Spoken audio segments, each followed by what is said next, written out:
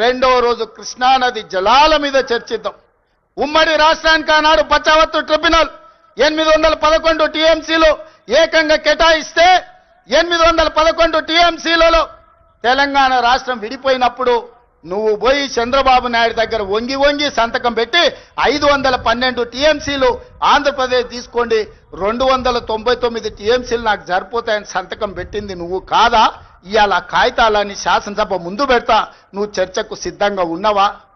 10 ఏళ్లలో ఏ ఒక్కరోజు కూడా కాగితాలు రాసుకొని పంపకాలు చేసుకున్నా 299 టీఎంసీ నీళ్లు ఎన్నడూ వాడలే.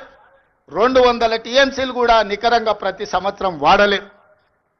కేటాయింపులు 68% పరివాహక ప్రాంతం తెలంగాణ ప్రాంతంలో ఉంది, ఓన్లీ 32% ఆంధ్రప్రదేశ్లో ఉంది. ఆ లెక్క ప్రకారం అంతర్జాతీయ జల విధానంలో 555 టీఎంసీలు తెలంగాణ రాష్ట్రానికి రావాలి.